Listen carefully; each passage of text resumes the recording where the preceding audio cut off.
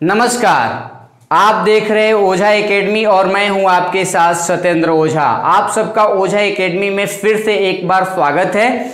पिछले video lecture में हम लोगों ने advocate general of the state यानी राज्य के महाधिवक्ता के संदर्भ में पढ़ा था। आज हम लोग सैलरी तक पढ़े थे पिछले वीडियो लेक्चर में। अब आज से फंक्शन स्टार्ट करेंगे, यानी कि हम लोग देखेंगे कि महाधिवक्ता कौन कौन सा कार्य करता है। तो आइए हम फंक्शन पे एक बार नजर डालते हैं। पहली बात तो ये बता दूं कि आप लोगों को पीछे ही मैं क्लियर कर चुका हूं कि जो एडवोकेट जनरल होता है वो राज्य सरकार का सर्वोच्च कानूनी अधिकारी होता है, यानी कानूनन मामलों में राज्य सरकार को वो सलाह देने का काम करता है। तो पहली बात आप यही नोट कीजिएगा कि the advocate general is the first law officer of the state, first law officer of the state, यानी वह राज्य का सबसे बड़ा कानूनन मामलों का, वह राज्य का सबसे बड़ा कानूनी मामलों का अधिकारी होता है, अधिकारी होता है। अब आइए हम दूसरी बातें यहाँ पे समझते हैं। राज्य के अंदर जो विधायिका होती है उस विधायिका को हम बोलते हैं विधानमंडल, इंग्लिश में बोलते हैं हम स्टेट लेजिस्लेचर। स्टेट लेजिस्लेचर का मतलब होता है विधानमंडल। देखिए, विधानमंडल के दो पार्ट होते हैं, ठीक वैसे ही जैसे संसद के दो पार्ट होते हैं। संसद के दो हाउसेस कौन कौन से हैं? लोकसभा और राज्यसभा। ठीक उसी तरह से हमारे पास विधानमंडल अर्थात स्टेट लेजिस्लेचर के भी दो पार्ट होते हैं, दो सदन होते हैं। पहले सदन को हम बोलते हैं विधानसभा और दूसरे को बोलते हैं विधान परिषद। तो एक तो बातें ये हमने पढ़ लिया। अब जब हम विधानसभा और विधान परिषद के बारे में यानी विधानमंडल के बारे में जब हम पढ़ाएंगे तो ये बताएंगे कि हमारे यहाँ जो है विधानसभा किन किन राज्यों में होती है और विधान परिषद किन किन राज्यों में होती है। बहरहाल हम लोगों को सिर्फ इतना ही जानना है कि जो राज्य की विधायिका है, जिसे हम स्टेट लेजिस्लेचर हिंदी में विधानमंडल कहते हैं, उस विधानमंडल में एडवोकेट जनरल जो है वो बैठ सकता है। बैठने का मतलब क्या होता है कि वह कार्रवाई में भाग लेगा। तो पहली तो बात कि वो बैठ सकता है, साथ ही साथ अपना वो पक्ष भी रख सकता है राज्य सरकार की तरफ से, यानी वो बोल सकता है। परंतु फिर वही बातें जो हमने अटॉर्नी जनरल में आप लोगों को बताया था कि वो वोट नहीं कर सकता, कांट वोट, यानी अटॉर्नी जनरल भी संसद में बैठता है, भारत सरकार की तरफ से अपना पक्ष रखता है, लेकिन वो वोट नहीं करता। वोट कौन करता है? जो संसद में मेंबर होते हैं अर्थात मेंबर ऑफ पार्लियामेंट, जो सांसद सदस्य होते हैं वो करते हैं। उसी तरह से राज्य के विधानमंडल में वोट कौन करेगा? वोट वही करेगा जो राज्य विधानमंडल का सदस्य होगा, स्टेट लेजिस्लेचर का मेंबर होगा। तो स्टेट लेजिस्लेचर के मेंबर को हम क्या बोलते हैं? एमएलए बोलते हैं, जो विधानसभा में बैठते हैं, और जो विधान परिषद में बैठते हैं उसे हम एमएलसी बोलते हैं, मेंबर ऑफ लेजिस्लेटिव काउंसिल और मेंबर ऑफ लेजिस्लेटिव असेंबली। तो देखिए सिंपल सी बात है, जो विधानसभा में बैठता है उसे हम एमएलए अर्थात अपनी भाषा में यदि हम थोड़ा सा है तो हम कहेंगे कि विधायक है।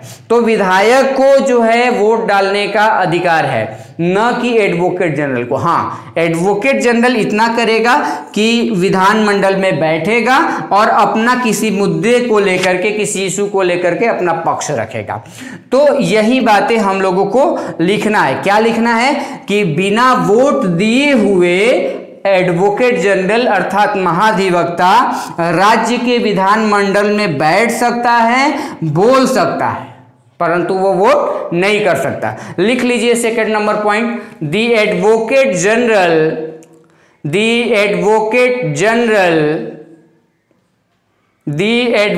General has the right to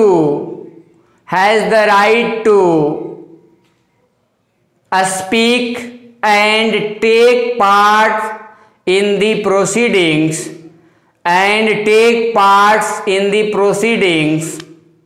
of both the houses of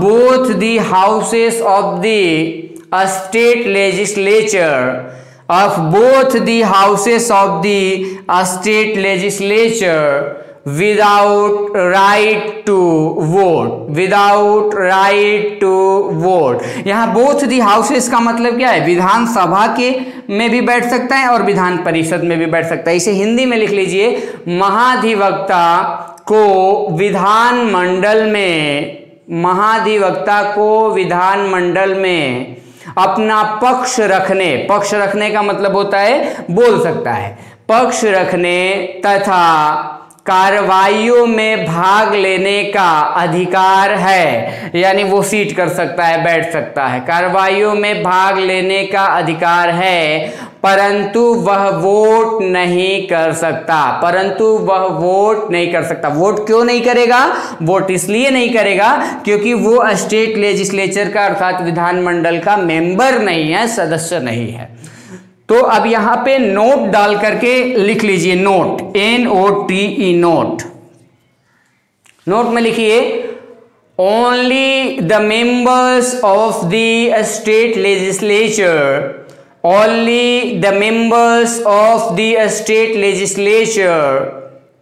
have the right to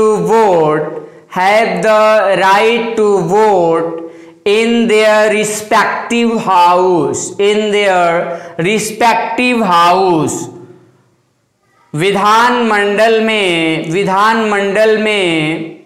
विधानमंडल के सदस्यों को ही वोट देने का अधिकार है। विधानमंडल के सदस्यों को ही वोट देने का अधिकार है। अब आइए हम तीसरी बात पे चलते हैं, जो इसके फंक्शन में तीसरा है। मैंने पहले ही पढ़ाते समय बताया होगा कि यह कानूनन मामलों का सर्वोच्च अधिकारी होता है राज्य सरकार की तरफ से। और राज्य सरकार में ये भी मैंने पिछले वीडियो में क्लियर कर दिया था कि राज्य सरकार में कौन आएगा? सबसे पहले गवर्नर, उसके बाद जो है वो CM यानी चीफ मिनिस्टर, उसके बाद जितने भी स्टेट के मिनिस्टर हैं वो सारे के सारे स्टेट मिनिस्टर आएंगे। तो इन लोगों पर यदि किसी प्रकार का कोई केस चल रहा हो या एक राज्य का दूसरे राज्यों से किसी तरह का कोई विवाद चल रहा हो, तो उसको लेकर के वो सुप्रीम कोर्ट में, हाई कोर्ट में या अन्य कोर्ट में भी वो जा सकता है, अपना पक्ष रख सकता है और राज्य सरकार जो भी सलाह मांगेगी उसे वो देगा। तो एक तो बातें यहाँ पे क्लियर हो जाती है। अच्छा, गवर्नर चूंकि जो है गवर्नमेंट का जो हेड होता है वो CM होता है, रियल हेड, लेकिन नॉमिनल हेड या कॉन्स्टिट्यूशनल हेड कहा गया है गवर्नर को। तो गवर्नर के द्वारा भी जो मामले दिए जाएंगे एडवोकेट जनरल को कि इस मामले में हमें कानूनी सहायता राज्य सरकार को आप दीजिए कि क्या करना चाहिए और क्या नहीं करना चाहिए, तो उस पर भी अपना विचार रखेगा सरकार के समक्ष और सरकार को सलाह देगा। तो यही बातें लिखना है कि वह राज्य सरकार को सलाह देता है सारे कानूनी मामलों पर, जिस मामलों को गवर्नर कहता है कि आप इस मामले में राज्य सरकार को सलाह दो। यही बातें आप नोट कर लीजिए, बहुत इंपॉर्टेंट क्वेश्चन है। तो यहां 3rd नंबर पे आप नोट कीजिए, gives advice to the government of the state upon such legal matters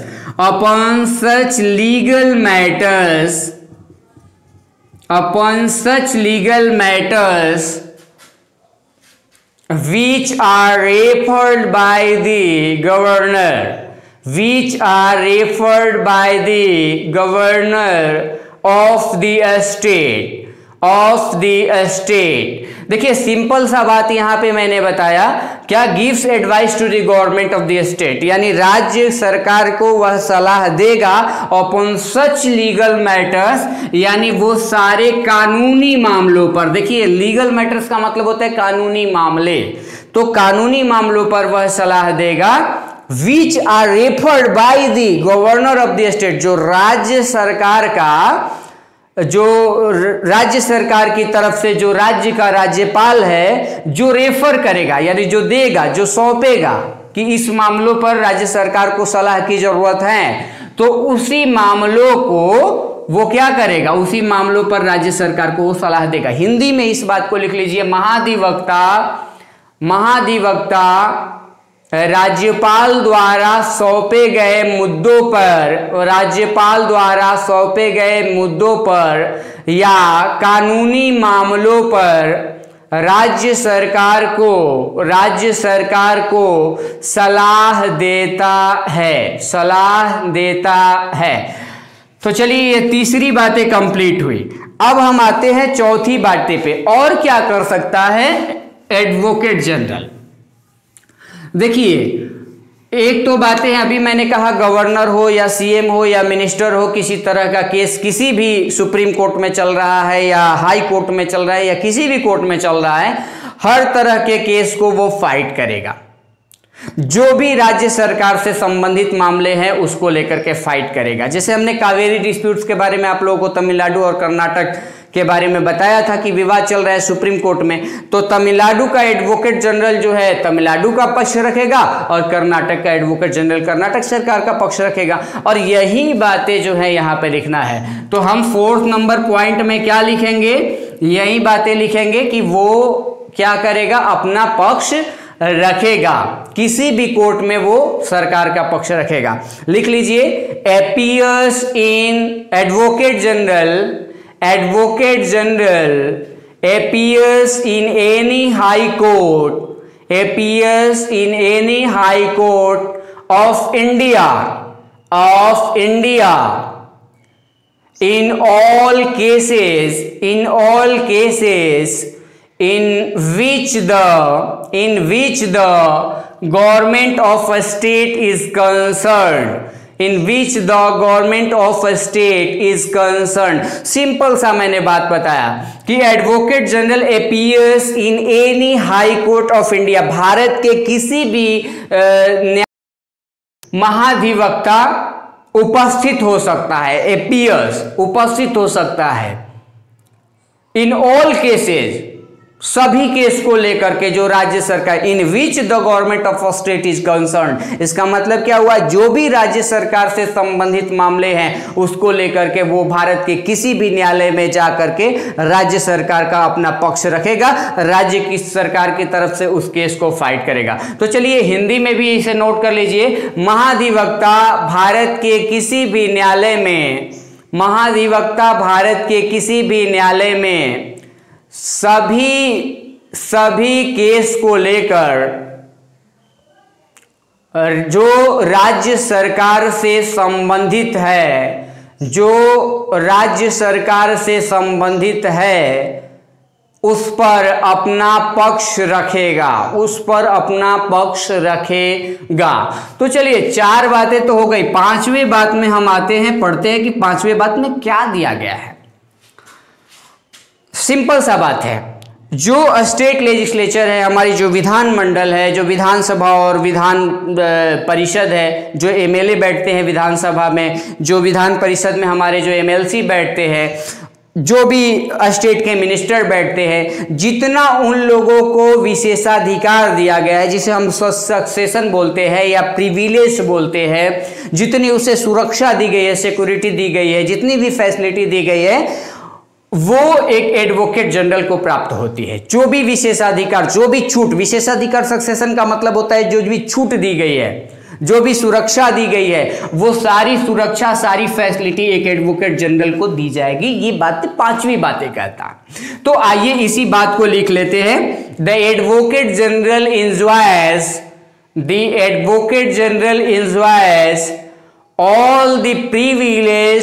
all the privilege and immunities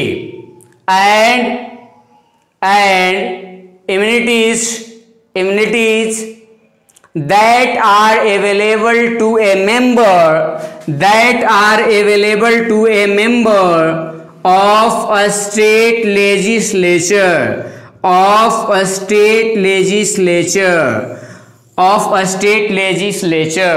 Hindi में इस बात को लिख लीजिए आप सब। महाधिवक्ता को वो सारे विशेषाधिकार और प्रतिरक्षा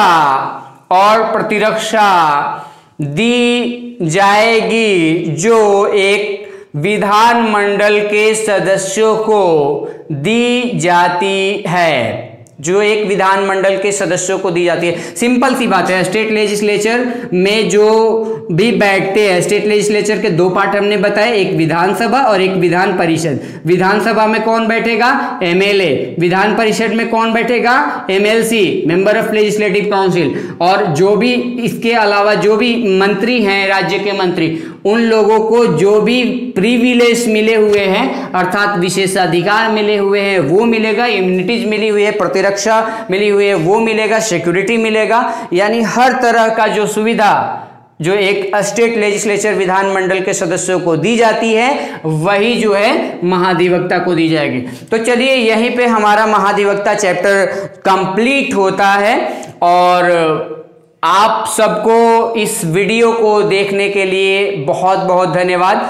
मैं यही चाहूँगा कि आप सब पूरी वीडियो देखिए और देख करके अपना नोट्स बनाइए, उसे बार बार जो है आगे पीछे करके, अब तो सिस्टम है इसमें, आप देख सकते हैं। किसी तरह का कोई प्रॉब्लम है तो आप कांटेक्ट कर सकते हैं, आप पूछ सकते हैं कमेंट बॉक्स में जा करके।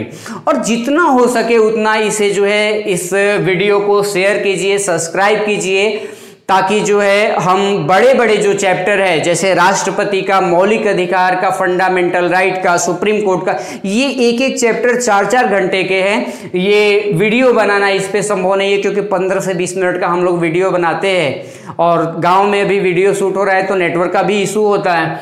तो हम यही चाहेंगे कि आप लोगों का लाइव क्लास ले और पॉलिटी का और हिस्ट्री का टॉपिक वाइज, पूरे सेगमेंट वाइज कंप्लीट कराएंगे। हाँ, एक बहुत ही महत्वपूर्ण बात आप लोगों को बता रहा हूं यहाँ पे, न केवल चैप्टर मैं कंप्लीट कराऊंगा, बल्कि चैप्टर से रिलेटेड कुल कितने तरह के सवाल अब तक जो है 20 वर्षों में किए जा चुके हैं, चाहे वो एसएससी का हो या एनडीए का एग्जाम हो या सीडीएस का एग्जाम हो या स्टेट पीसीएस या यूपीएससी का, जो भी एग्जाम जो है पीछे हुआ है, और इस चैप्टर से रिलेटेड जितने भी चैप्टर है पॉलिटी में, उस चैप्टर से रिलेटेड क्वेश्चन किया गया है, उसको लेकर के हमने एक जो है, हम अभी उसी पर मेहनत कर रहे हैं, जो आप सबको बताएंगे और उस पर डिस्क्राइब करेंगे।